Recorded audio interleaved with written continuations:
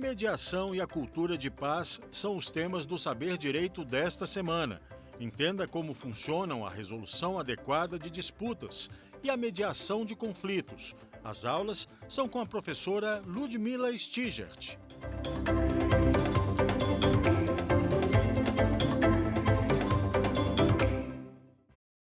Olá, tudo bem? Seja bem-vindo ao curso de mediação de conflitos com a professora Ludmila Stigert. Estou aqui para trabalhar com vocês hoje a nossa segunda aula, o nosso segundo módulo. E esse segundo módulo eu tenho certeza que vai deixar você aí que está me assistindo super interessado. Sabe por quê? Eu vou conversar com vocês sobre os métodos adequados de resoluções de controvérsia. O que é isso? Nós vamos trabalhar sobre as perspectivas de como gerenciarmos conflitos. Mas, Lud, para isso o que a gente tem que fazer? Olha, para isso a gente precisa trabalhar um pouquinho sobre conflitos, passarmos um pouquinho rapidamente sobre a moderna teoria dos conflitos, do Morton Dutch, que é a perspectiva trabalhada em Harvard, dentro do programa de Harvard de negociação. E depois nós vamos trabalhar aqui essas perspectivas e vamos fechar a aula com a sistemática pluriprocessual, que faz um link, que faz toda uma relação com a resolução 125 do CNJ, que foi o quê? O objeto final da nossa aula 1 sobre cultura de paz.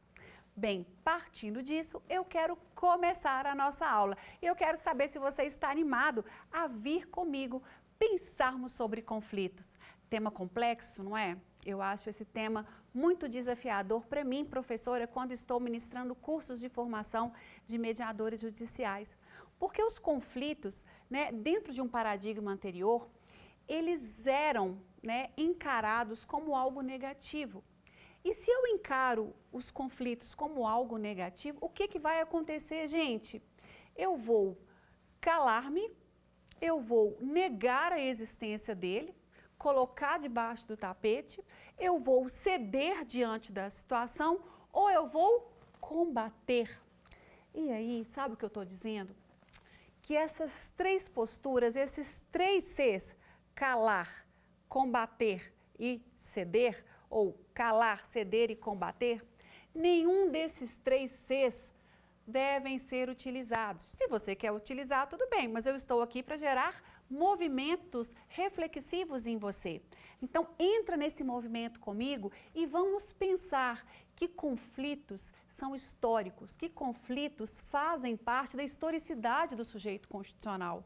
E em assim sendo, eu preciso naturalizá-los, eu preciso tratá-los dentro de uma normalização. A normalização do conflito é, inclusive, uma técnica utilizada pela mediação. Então, antes, os conflitos eram vistos enquanto que sistemas, acontecimentos que atravessavam a nossa historicidade de forma negativa. Mas hoje, depois que nós avançamos nessa teoria dos conflitos, nós entramos na sistemática de que os conflitos são positivos. Então, duas características que eu preciso que vocês entendam dentro da dinâmica dos conflitos. Primeiramente, naturalizem os conflitos. Não tem como vivermos em sociedade fluida, hipercomplexa da era das comunicações, das eras digitais, sem lidarmos com os conflitos, sem encararmos a naturalização desses conflitos. Então, primeiramente, os conflitos sempre vão acontecer. Eles fazem parte da nossa essência enquanto sujeitos, enquanto pessoas que estão em processos de interações sociais constantes. Bem, se os conflitos eles sempre acontecem, eles sempre vão acontecer, eu naturalizei esses conflitos, o que eu tenho que fazer agora? Eu preciso ver o que esse conflito, de que forma esse conflito afeta o meu sistema e me leva para onde? Olha, ele vai te levar para onde você orientar que ele te leve. Sim, eu estou dizendo que existe uma responsabilidade que habita em você. E eu estou aqui enquanto professora para lhe dizer que você pode fazer dessa situação muitas vezes inesperada, não planejada, nem mesmo pensada, e ir para um outro cenário, ir para um outro horizonte histórico. E esse movimento de ir para o outro lado, ir para o outro horizonte, ele gera aprendizado, ele gera crescimento, ele gera reflexão. Mas sobre o que, Lude? Ele gera aprendizado sobre você. Ele gera aprendizado sobre o contexto do conflito e ele gera aprendizado acerca do outro que está com você nesse conflito.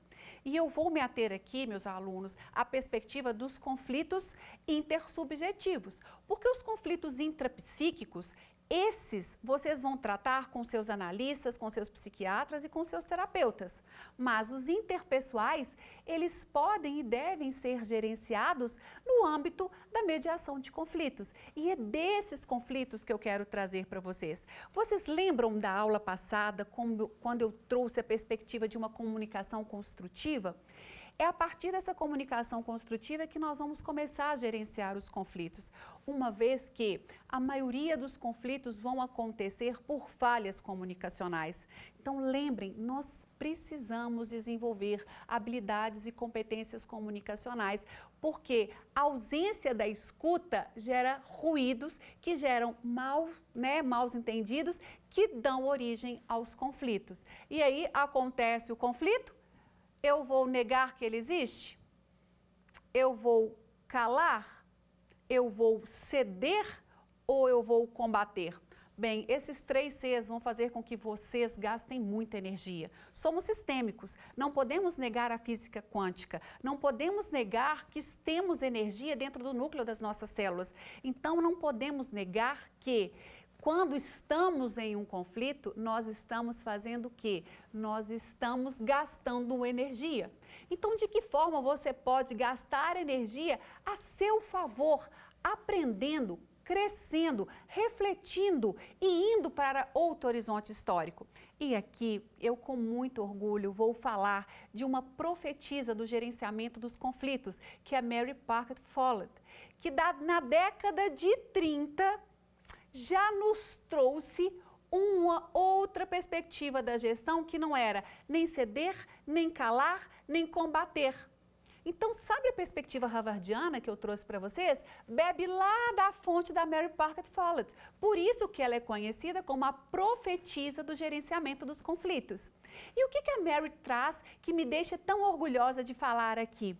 Ela foi uma mulher que rompeu na época. Ela tinha um pensamento bem avançado, principalmente para as mulheres, na década de 30. E aí, ela traz, dentro da perspectiva de um livro específico, ela vai tratar que o gerenciamento adequado dos conflitos devem começar pela integração dos interesses. Então, meus alunos, eu trago para vocês um outro C. Ah, não, Lud, chega de C. Não, vamos lá. 3 Cs. Vamos pensar? Eu vou te mostrar mais um. A Mary não fala que nós precisamos integrar as necessidades, os interesses? Então, o outro C que eu vou te apresentar é a construção, é a criatividade na gestão dos conflitos. Mas como que eu vou fazer isso? Você pensou isso? Eu vou te falar como. Sabe como você vai fazer essa integração? Você vai ser criativo, você vai criar opções de gerenciamento de conflito que atenda aos seus interesses, que atenda à sua necessidade. E é claro que eu não posso deixar de trazer o exemplo que a Mary traz no livro dela.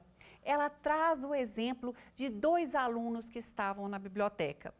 Um estava na biblioteca e estava próximo à janela, e o ar que entrava pela janela estava atrapalhando os estudos. E o outro aluno que estava na biblioteca, mas não tão próximo da janela, queria a janela aberta porque ele queria estudar num ambiente ventilado, num ambiente, com a devida refrigeração. Então, olha só, um aluno está incomodado que a janela está aberta e o outro queria a janela aberta. Então, um queria fechar a janela, o outro queria abrir. E aí, o que a gente faz? Deixa uma hora ela aberta, outra hora ela fechada? Não, vamos ser criativos, vamos pensar. Isso também gasta energia. Por isso que às vezes nós vamos o quê? Vamos ceder ou vamos calar porque talvez é mais fácil, gasta menos energia. Mas aí ela traz que a criatividade fomenta oportunidades. E como assim oportunidades? Aí ela traz a opção para esse conflito ora apresentado. Ela traz que nós podemos abrir a janela, a janela transversal da biblioteca, a janela do corredor, porque aí o vento não iria diretamente no aluno que estava próximo à janela e o ambiente ficaria circulando. Então, vocês viram que é possível integrar os interesses dentro da dinâmica de gestão de conflitos? E para isso eu preciso calar? Não. Eu preciso ceder? Não. Eu preciso combater, entrar num ringue? Não. Eu preciso simplesmente ser criativa no sentido de criar opções que integram os interesses das pessoas que estão envolvidas naquele conflito. É isso que nós vamos ter e isso é o canal, é o fio condutor de todo o programa de negociação harvardiano, que é a escola linear, que não é o objeto da nossa aula de hoje, mas eu preciso levantar para vocês porque eles vão beber da fonte da Mary Parker Follett. Bem, depois de falarmos um pouquinho desse modelo, dessa moderna teoria do conflito, é importante que vocês assumam, né, essa perspectiva moderna dos conflitos. Nós não podemos mais enxergar o conflito como algo negativo, porque se eu enxergo ele como algo negativo, eu já mando uma mensagem para o meu cérebro e as minhas reações vão ser sempre o quê? Reações dominadoras, de cultura de dominação. Agora, se eu mando uma mensagem para o meu cérebro de que o conflito é algo natural, eu já estabilizo as emoções. Gente, isso acontece mesmo. Eu já vou estabilizando as minhas emoções e aí as minhas conexões cerebrais vão sempre orientar o meu comportamento no sentido de que eu posso aprender o que aquele conflito está me dizendo, de que forma aquele conflito toca o meu sistema e me faz acessar o sistema do outro, ok?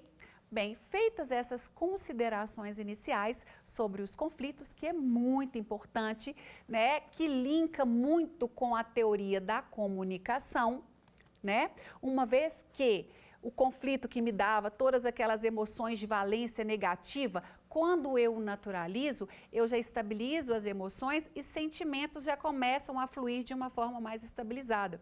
Então, eu começo a trazer um certo equilíbrio para o sistema. Eu começo a construir uma homeostase sistêmica dentro das pessoas e dentro da gestão de conflitos.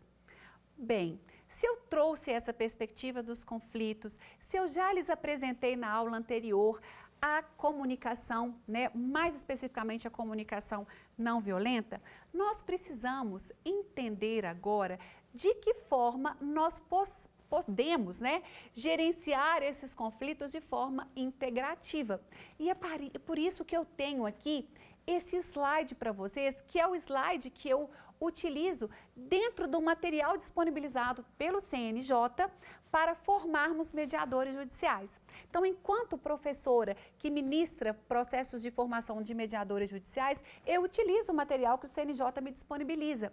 E eu acho esse slide extremamente importante para vocês compreenderem, uma vez que na Resolução 125 do Conselho Nacional de Justiça, nós já trocamos aquela expressão, resolução alternativa de conflitos para resolução adequada de controvérsias. Lembra que eu lhes disse que na Resolução 125 os conflitos precisam ser gerenciados de acordo com a sua natureza e com as suas particularidades? Pois bem, então agora eu tiro o alternativo e coloco adequada. Então, dentro das RAD, resolução adequada de disputa, outrora, o azinho de adequada era a alternativa e agora, já bebendo da fonte, né, da Resolução 125, eu já coloco para vocês resolução adequada de disputa.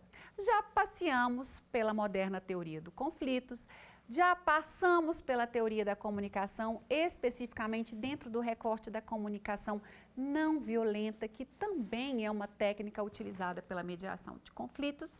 Nós precisamos entender de que forma podemos administrar os conflitos. E nós vamos perceber com esse material aqui que A administração dos conflitos, elas podem seguir caminhos diversos, caminhos distintos. E o conflito ele vai acontecer, eu posso escolher então qual é a dinâmica que eu vou utilizar para fazer o devido gerenciamento. E dentro desse devido gerenciamento, eu preciso entender quais são as possibilidades que eu tenho. Vocês concordam comigo? Porque se eu estou falando que tem mais de uma via de acesso à justiça, eu preciso entender quais são esses acessos que me levam à construção desse senso ético de justiça, materializando o artigo 5º, inciso 35 da Constituição Federal. Então, olha que legal, a Resolução 125 do CNJ também traz uma perspectiva muito mais material e horizontal dos direitos fundamentais. Bem, dentro dessas vias que temos, né, de gerenciamento dos conflitos, nós vamos ter o quê? Nós vamos ter a autocomposição, nós vamos ter a autotutela e a heterocomposição. E dentro dessas possibilidades, eu quero conversar com você sobre cada uma delas. Porque cada uma delas vai trazer, vai contemplar as suas especificidades, que é muito importante que você entenda. Até mesmo enquanto você que já é um advogado e está aí, por exemplo, na sua escolha de qual caminho trilhar, ou se você está estudando para um concurso, ou se você simplesmente está se atualizando na dinâmica da gestão de conflitos, da mediação de conflitos, você precisa entender que hoje, nós operadores do direito, e não me levem a mal pela expressão que eu vou utilizar, temos um cardápio de opções que podemos apresentar aos nossos clientes. E dentro desse cardápio de opções, é sobre ele que eu vou falar com vocês nesse momento. Vamos lá. Então, vamos apresentar para vocês, dentro da administração e resolução de conflitos, a questão ou a perspectiva da autocomposição, da heterocomposição e da autotutela. É muito importante que façamos essa diferenciação entre a autocomposição, a heterocomposição e a autotutela. Quando eu falo autocomposição, eu estou me referindo ao protagonismo dentro das partes, ou seja, o protagonismo para a gestão está nas pessoas envolvidas.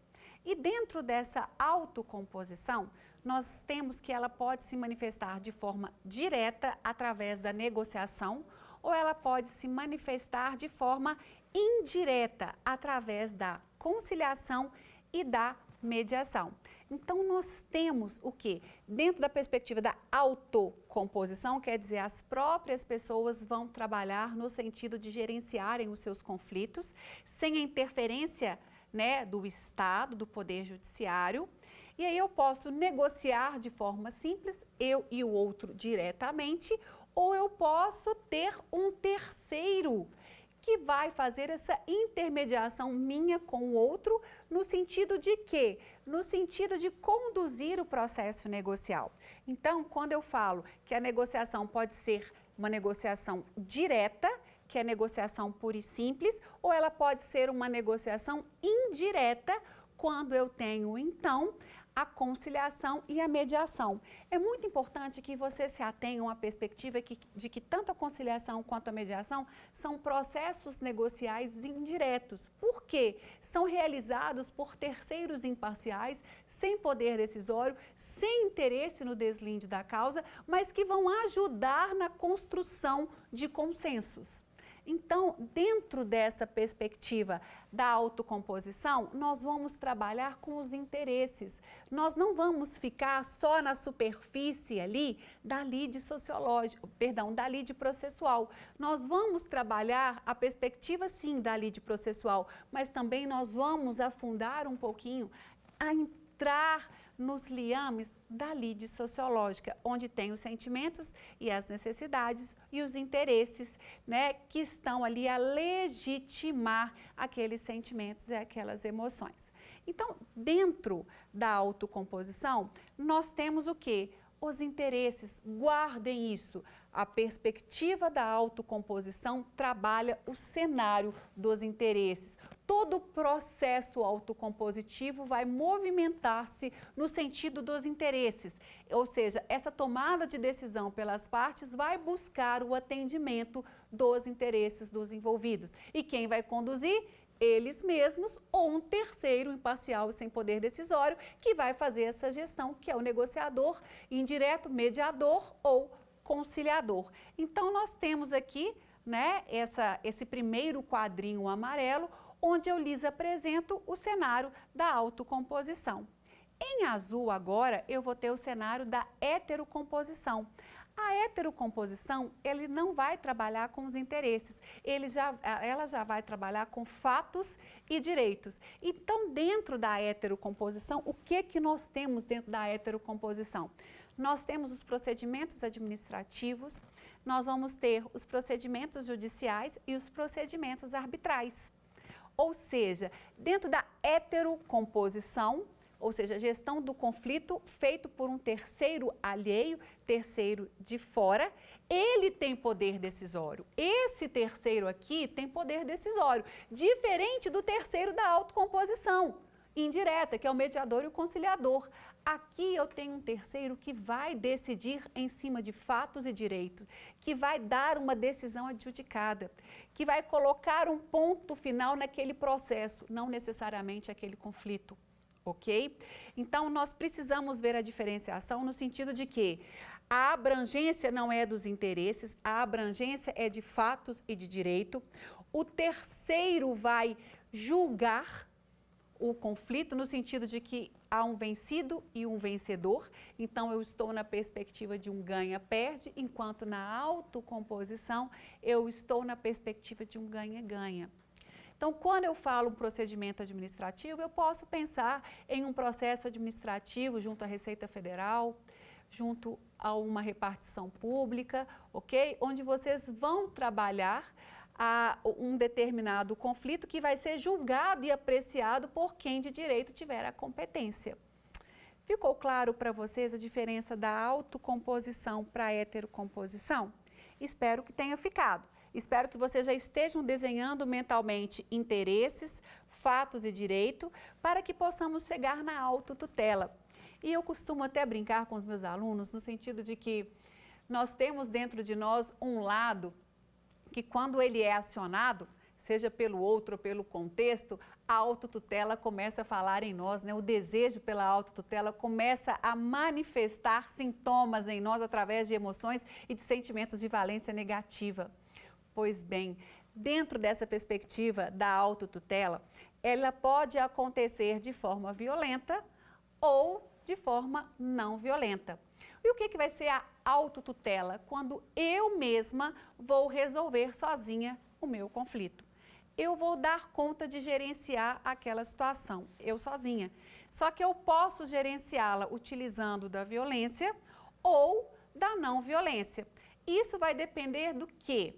Isso vai depender de qual conflito que você está inserido, né? De como você vai dar conta de perceber, tudo vai depender da sua percepção acerca do conflito, que na maioria das vezes esse poder é o elemento no qual circunda a autotutela, vai movimentar você, vai levar você no caminho do poder com violência ou do poder sem violência. Ou seja, eu vou dar cabo, eu vou tomar a decisão, né, sem nenhuma interferência. Eu mesma vou tomar sozinha essa autotutela. Um exemplo aí, por exemplo, a legítima defesa, seja de você mesmo ou de terceiros. Eu dou o exemplo de uma mãe que vai ao encontro de salvar a vida do filho.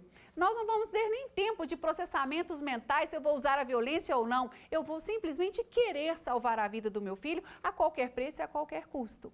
Bem, e o que é interessante para vocês analisarem isso aqui? Porque dentro dessa administração autocompositiva, heterocompositiva ou da autotutela, nós temos que eu tenho uma coerção aumentada, ou seja, o poder violento vai aumentando e aí eu vou caminhando de um ganha-ganha para um ganha-perde. Vocês conseguem perceber isso? É muito importante vocês verem esse contexto, né, desse quadro evolutivo, dessa dinâmica da administração dos conflitos. Passem, por gentileza, o slide segundo dentro desse contexto dessa aula. Porque para a gente trabalhar essa perspectiva, né, só para vocês se orientarem, é muito importante que você que me acompanha não se perca nas minhas falas, que você oriente o seu cérebro no sentido de acompanhar essa aula. É muito importante. Por isso que esses slides estão aqui, para fazer com que você saiba aonde a professora está e até onde ela vai com vocês. Beleza? Então vem comigo. Nós já trabalhamos aí a perspectiva da moderna teoria dos conflitos. Passeei com vocês aí nas formas de gerenciamento dos conflitos. Passamos então pela autotutela, passamos pela heterocomposição e passamos pela autocomposição. Bem, quando tratamos de mediação de conflitos, nós estamos trabalhando então a autocomposição. As próprias partes irão gerenciar os seus próprios conflitos. E essa autocomposição foi extremamente defendida e promovida pela Resolução 125 do CNJ. Mas aqui, de uma forma genérica e ampla, eu queria falar um pouquinho para vocês de forma que essa autocomposição, ela é estimulada em alguns diplomas normativos. Eu penso que é interessante que você venha comigo nessa construção histórica e cronológica da autocomposição.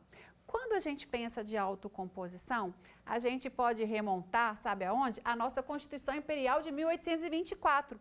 Vocês sabiam que, salvo engano, pode ser que eu esteja errada agora, me falha a memória o artigo, mas salvo engano era o artigo 24.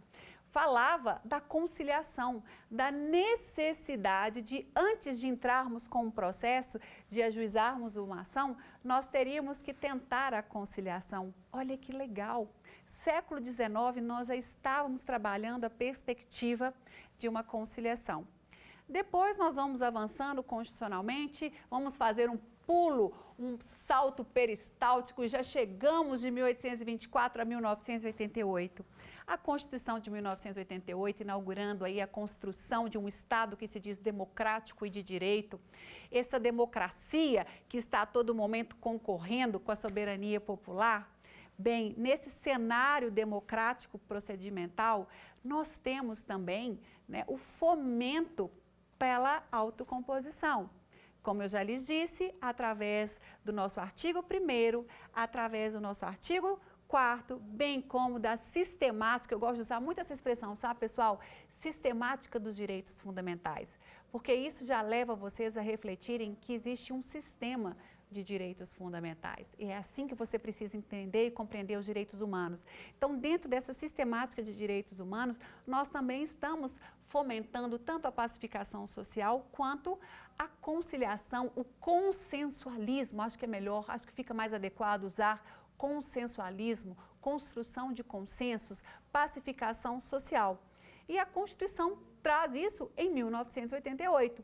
E aí, Lu, para onde que nós vamos? Sabe para onde que nós vamos? Nós vamos agora para a Lei 9.099 de 95, onde nós vamos trabalhar na Lei dos Juizados Especiais a perspectiva da conciliação. Esse momento foi um momento também muito importante para a gestão dos conflitos, onde nós tivemos aí as conciliações, onde nós fizemos um acesso à justiça muito mais acessível e já quase corroborando a terceira onda do acesso à justiça, que eu vou falar ao final de toda essa exemplificação normativa para vocês. Bem, depois da Lei 9.099, nós temos a 10.259 de 2001, que vai criar aí os juizados especiais federais.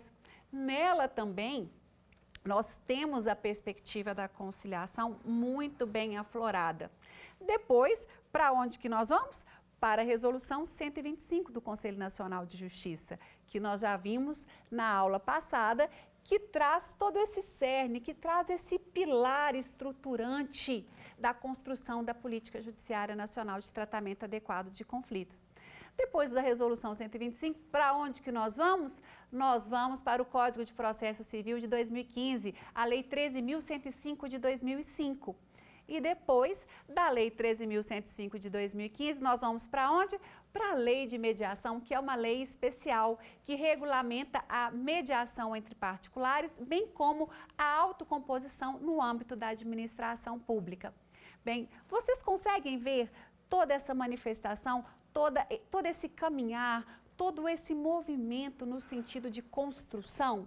Vocês conseguem ver que outrora nós trabalhávamos muito a conciliação e que agora nós estamos num movimento também de dar ênfase, de aumentar, né, o olhar para a mediação, de uma forma ampla, para a gestão. Então, a autocomposição, ela está sendo bem o quê? Bem fomentada, ela está sendo bem trabalhada. E é por isso que eu estou aqui hoje, dando esse curso para vocês, para trabalhar isso em vocês e fazer com que vocês sejam disseminadores dessa política. Não adianta ficar só em mim, não adianta ficar no academicismo. Eu preciso que você entenda e comece a gerar frutos, a procriar com o mesmo sistema celular autopoético, de que nós possamos contaminar os outros com o quê? Com culturas pacíficas, com perspectivas autocompositivas de gerenciamento de conflitos. Então, para isso, é muito importante, dentro dessas RADs, dentro dessas resoluções adequadas de controvérsias, que nós entendamos que elas não são alternativas, que elas são adequadas, que cada conflito, de acordo com a sua especificidade, de acordo com as suas características que lhes são imanentes, que lhes são próprias, de acordo com o tipo de relacionamento que existe entre as partes, de acordo com os interesses das partes. Aí eu vou separar para vocês os 3 interesses, o triângulo dos interesses. Nós vamos ter interesses materiais, interesses procedimentais e interesses emocionais. Quando eu analiso a perspectiva desses interesses, eu consigo fazer um devido mapeamento do conflito e indicar a melhor porta, ou, me corrijam, a forma mais adequada para gerenciar o conflito. Diante disso, eu quero falar agora para vocês da sistemática pluriprocessual. E aí tem um slide muito interessante, que eu gostei muito dessa imagem, que vocês estão vendo várias portas. Me chamou a atenção e a imagem já cria em nós um pensamento que orienta o nosso comportamento e isso vai mudando a nossa postura comportamental. E quando a gente vê essa sistemática pluriprocessual, sabe o que vai acontecer? O Poder Judiciário, ele vai ser relido, ou melhor dizendo, as atribuições do Poder Judiciário agora, elas são ampliadas.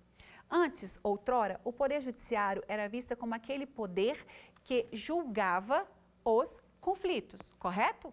Aplicar o direito no caso concreto, julgando os devidos processos. Sim, Lud, é isso mesmo. Mas agora, com a sistemática pluriprocessual ou justiça multiportas, e aí eu tenho que fazer um parêntese para vocês, da onde que vem, Lud, essa expressão tribunal multiportas ou sistemática pluriprocessual? Vão beber lá de Harvard de novo? Pois bem, é de lá que vem. Frank Sander, um professor que cunhou, nos Estados Unidos essa perspectiva dessa sistemática multiportas, quer dizer, eu tenho múltiplas portas que podem ser abertas para o gerenciamento dos conflitos. Então, o que vai acontecer? O Poder Judiciário agora, ele se torna um centro gestor de conflitos. Anotem, tomem nota disso, é muito importante que vocês tenham essa perspectiva do Poder Judiciário. Ou seja, a partir da Resolução 125 do Conselho Nacional de Justiça, nós reconstruímos, ampliamos, não só o artigo constitucional do acesso à justiça, o artigo 5º, inciso 35 da Constituição do acesso à justiça, mas nós também reconstruímos a função jurisdicional, no sentido de que agora o Poder Judiciário se torna um centro gestor de conflito, aplicando, indicando múltiplas portas para que o conflito possa ser gerenciado. E essa sistemática, ela é muito interessante, porque agora eu começo a ter uma atenção, não apenas no sentido de fabricação de sentença, me perdoe mais uma vez essa minha expressão fabricação, mas construção de sentença. Eu acho que fica mais adequado. desse processo de construção de sentença pelo Poder Judiciário, pelo juiz ali, embutido no juízo que lhe compete. Agora, eu tenho um centro gestor de conflitos e esse juiz pode estimular, né, para que aquele processo possa ser encaminhado para um núcleo de mediação, de conciliação, possa ser encaminhado para uma câmara privada de mediação, possa ser encaminhado para um tribunal arbitral. Olha só, gente, olha que avanço, isso é um avanço. Hoje eu trabalho numa câmara privada e eu vejo como é diferente essa construção enquanto mediadora de conflito, enquanto gestora de conflitos, como é legal ver esse movimento de processos que poderiam ser ajuizados e que antes mesmo de serem ajuizados, eles estão sendo trabalhados em uma câmara privada. Mas aqui eu trago um outro parêntese para vocês que é muito importante, de que isso pode acontecer endoprocessualmente, quer dizer, no curso do processo, ou pré-processualmente, quer dizer, antes que o processo aconteça.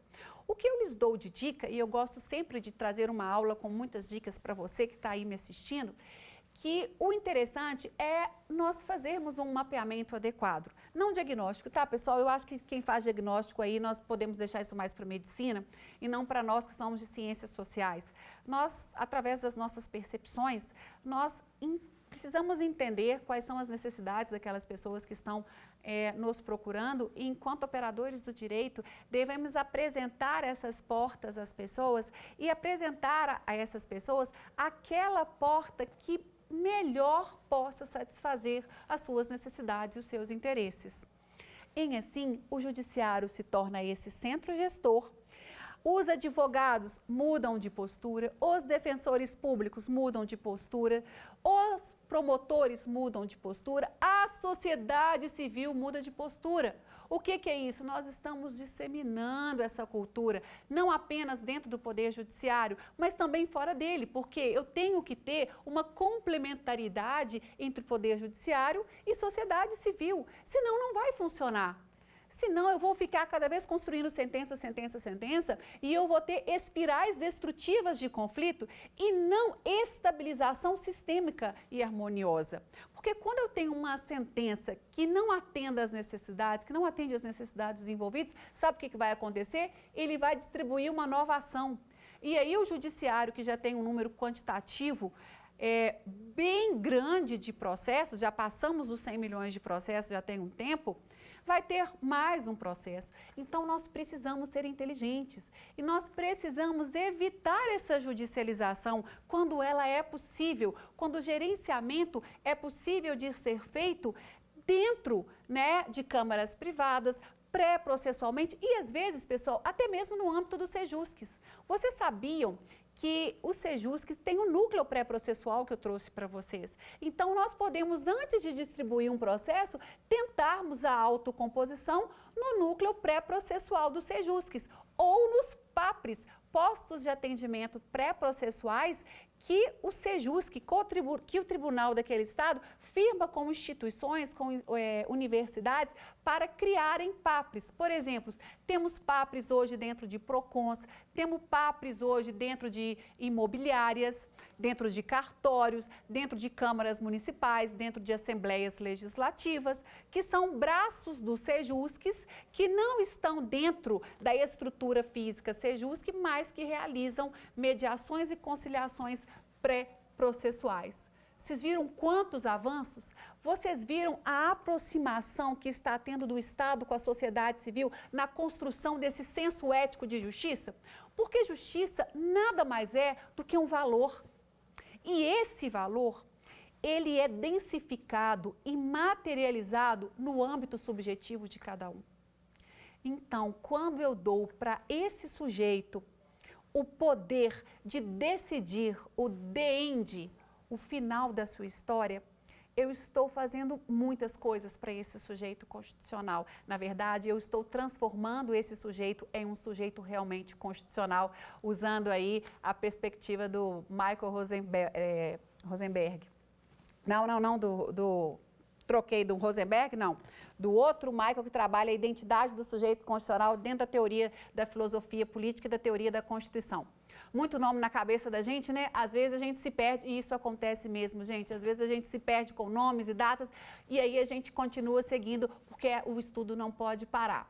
Então, dentro dessa construção desse sujeito, o que a gente faz?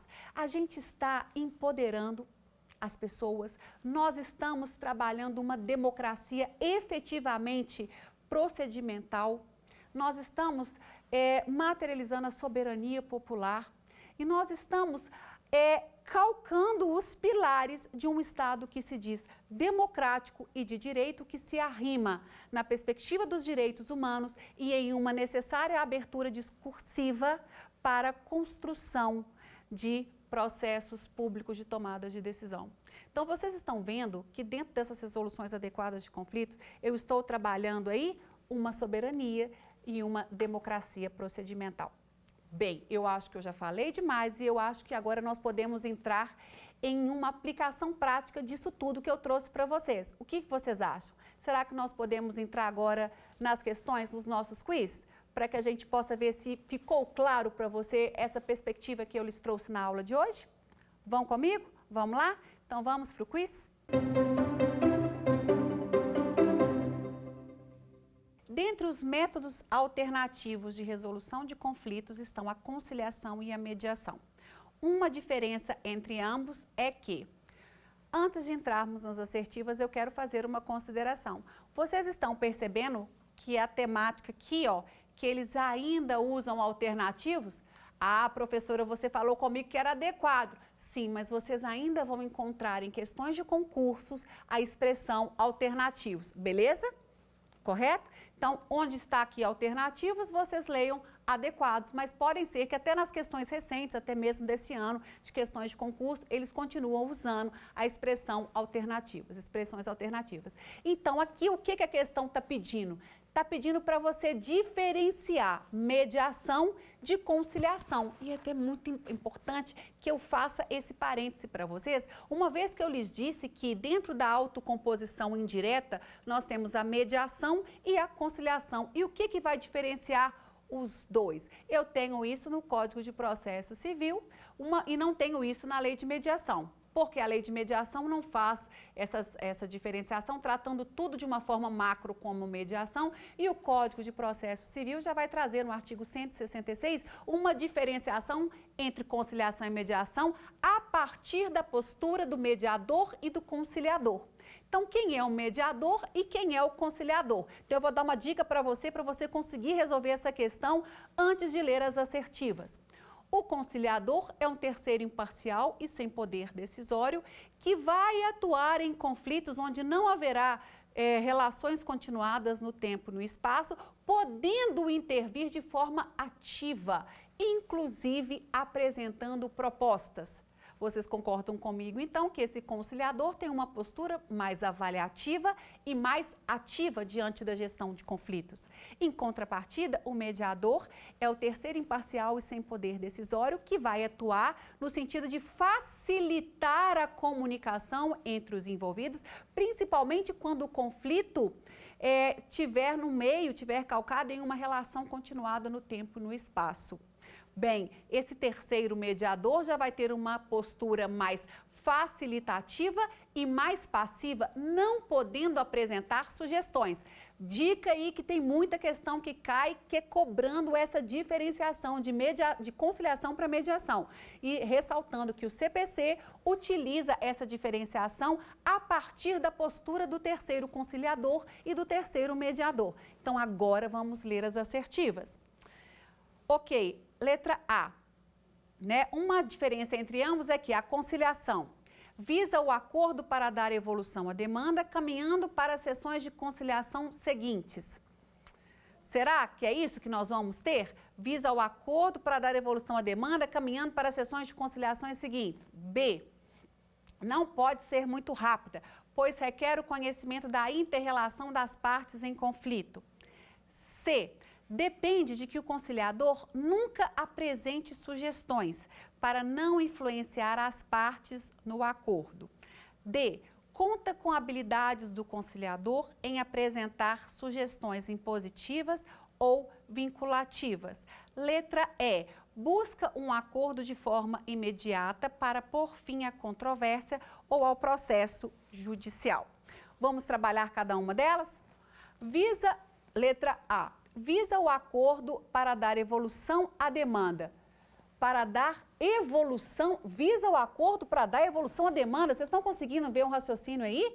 Caminhando para as sessões de conciliação seguinte. Olha, na resolução 125 fala que a conciliação pode se estruturar em mais de uma sessão, mas a nossa prática, dentro do nosso pragmatismo, nós temos que a conciliação acontece em uma única sessão. Então, a conciliação visa o acordo, está ok, mas para dar evolução à demanda, não, para pôr fim à demanda, beleza? B, não pode ser muito rápida, pois requer o conhecimento da inter-relação das partes em conflito. Lembra da diferença? Em relações não continuadas.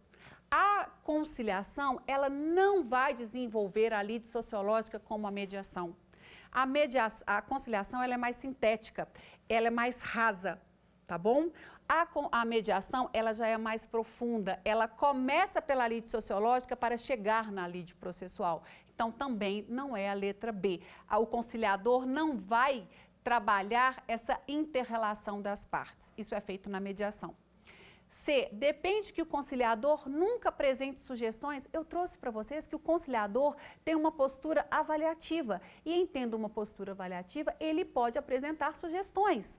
Então, também não é a letra C. Letra D, conta com habilidades do conciliador em apresentar sugestões impositivas ou vinculativas. Essa parte final aqui está errada, meus queridos. Por quê? A minha opção trazida para a mesa é para contribuir e levar as partes à escolha. Não pode ser de forma impositiva ou vinculativa. Ele não é um terceiro com poder decisório. Ele é um terceiro imparcial e sem poder decisório. Então, também não é a letra D. A resposta correta vai ser a letra E. E por que a letra E está correta? Porque vai buscar um acordo de forma imediata, a conciliação busca o acordo de forma imediata, de forma direta, diferentemente da perspectiva da mediação, que nós vamos ver na nossa outra aula. Para pôr fim à controvérsia, ok, para pôr fim à demanda, ou ao processo judicial, certinho. Então, esse é o objetivo da conciliação. Ela é mais pragmática, ela é mais rápida, ela não desenvolve a lide sociológica, o conciliador tem uma postura mais ativa e ela busca a construção imediata do acordo. Beleza? Vamos agora para a nossa segunda questão.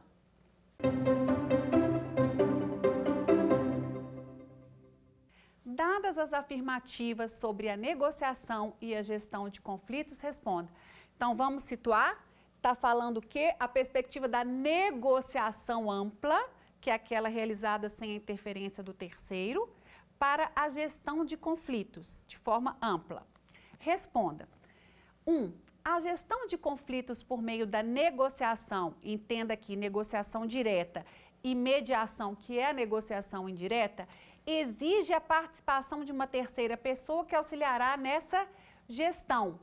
Na negociação direta, nós não temos um terceiro. Então, quando a questão traz a gestão de conflito por meio da negociação, ele está separando a negociação realizada diretamente entre os envolvidos para a negociação indireta. Então, nós já estamos vendo que está errada, porque na negociação não tem a participação de uma terceira pessoa, só na mediação, que é a negociação indireta. 2. A negociação, a conciliação, a mediação e a arbitragem são meios alternativos de resolução de conflitos que não envolvem o Poder Judiciário. Ok, mais uma vez eles estão usando a expressão alternativos, como eu já expliquei para vocês. Essa está ok. Negociação, conciliação, mediação, arbitragem são meios fora do Poder Judiciário. Beleza, então vamos para a terceira. A mediação é utilizada como uma forma de auxiliar as partes envolvidas a superar um conflito. Até aqui, está caminhando bem. que deverá ser encaminhado ao Poder Judiciário para o pagamento de custas? Não, nós não temos isso. Se for homologada ali junto ao Sejusc, já é resolvida ali mesmo. Então, não se encaminha para o pagamento dessas custas. Nós não temos isso dentro da mediação. Então, qual vai ser a questão correta? Apenas a 1? Não. Apenas a 2? Sim. 1 e 3? Não. 2 e 3? Não. 1, 2 e 3? Não. Então, vocês viram que a resposta correta do nosso segundo quiz é a letra B, apenas a assertiva 2. A negociação, a conciliação, a mediação e a arbitragem são métodos alternativos de resolução de conflito que não envolvem o Poder Judiciário. Então, agora, vamos para a nossa terceira e última questão sobre a aula de hoje, resolução adequada de conflitos. Vamos lá?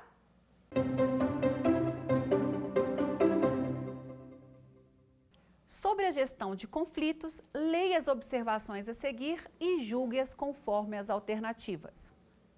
1. O conflito nos tempos atuais é inevitável.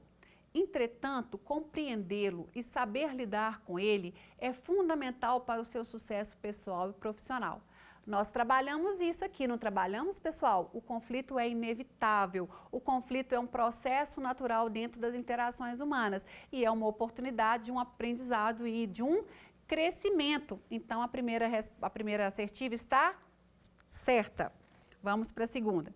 Os conflitos são naturais e, em muitos casos, necessários. São um motor que impulsionam as mudanças. No entanto, muitos conflitos são desnecessários e destroem valores, causando prejuízos a empresas e pessoas que nelas trabalham. O principal desafio dos gestores é identificar os conflitos produtivos e contraprodutivos e gerenciá-los. Perfeito! Não tem nenhum erro nessa assertiva.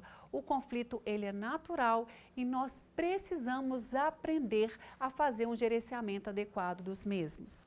Questão 3. O conflito é muito mais do que um simples acordo ou divergência. Constitui uma interferência ativa ou passiva, mas deliberada para impor um bloqueio sobre a tentativa da outra parte de alcançar os seus objetivos. Vocês estão vendo algum erro aqui nessa terceira questão? Não tem nenhum erro, ela está correta. Olha só, o conflito é muito mais do que um simples acordo ou divergência. Constitui uma interferência ativa ou passiva, trazendo aqui a teoria sistêmica do conflito, uma perspectiva do conflito dentro da teoria do direito sistêmico. E mais deliberada para impor um bloqueio sobre a tentativa da outra parte de alcançar os seus objetivos. Quando eu estou no conflito, eu estou nessa perspectiva de tentar bloquear o sistema do outro. E 4, o conflito pode ocorrer no contexto de relacionamentos entre duas ou mais partes, podendo ser entre pessoas, grupos ou organizações, assim como pode ocorrer entre mais de duas partes ao mesmo tempo. Aqui nós estamos trabalhando aqui a perspectiva de conflitos com múltiplas partes, com várias partes. E nós temos aí, por exemplo, olha a perspectiva que temos do rompimento das barreiras, aí que nós temos um conflito coletivo e ele está sendo gerenciado por processos indenizatórios coletivos, com mediações coletivas. Então, está certo. Todas as assertivas, todas as observações trazidas pela questão estão corretas. Logo, a questão correta é a letra D. Todas as afirmações estão corretas. Bem, pessoal, nessa aula nós trabalhamos sobre a gestão adequada dos conflitos. Passeamos pela autocomposição, heterocomposição e autotutela. Falamos um pouquinho sobre a moderna teoria dos conflitos. Trouxemos aqui a memória de Mary Parker Follett para trazer a integração das necessidades como a melhor forma de gerenciamento de conflitos. Apresentamos a dinâmica, desses processos autocompositivos, heterocompositivos e autotutelas enquanto a materialização de uma sistemática pluriprocessual ou na expressão cunhada por Frank Sanders de tribunal multiportas. E a Resolução 125 trouxe essa sistemática pluriprocessual para nós, estabeleceu a política judiciária nacional dentro da perspectiva de uma sistemática pluriprocessual. Nós terminamos então essa aula e para terminar eu quero deixar apenas uma reflexão para vocês. Muitas vezes nós fazemos uma confusão mental entre conflito e confronto. Os conflitos são necessários ao nosso aprendizado, ao nosso crescimento e às nossas interações. Os confrontos, em contrapartida, eles buscam o aniquilamento do outro. Então, quando os conflitos não são administrados de forma adequada, eles se transformam em confrontos. E quando eu tenho a perspectiva do confronto, não vai caber a autocomposição. Vai caber apenas a heterocomposição, onde um terceiro imparcial vai julgar aquela controvérsia. Então, a minha dica é, não deixe que os conflitos se transformem em confrontos. Administre seus conflitos para que eles possam ser uma grande oportunidade para o seu crescimento e para a sua evolução. Aguardo vocês para a nossa terceira aula, para o nosso próximo encontro. Deixo aqui um beijo no seu coração e até a próxima aula. Quer dar uma sugestão de tema para os cursos do Saber Direito? Então mande um e-mail para a gente, saberdireito@stf.jus.br, ou entre em contato por WhatsApp. O número é esse que aparece na tela. Você também pode acompanhar as aulas pela internet. Acesse tvjustiça.jus.br ou nosso canal no YouTube, TV Justiça Oficial.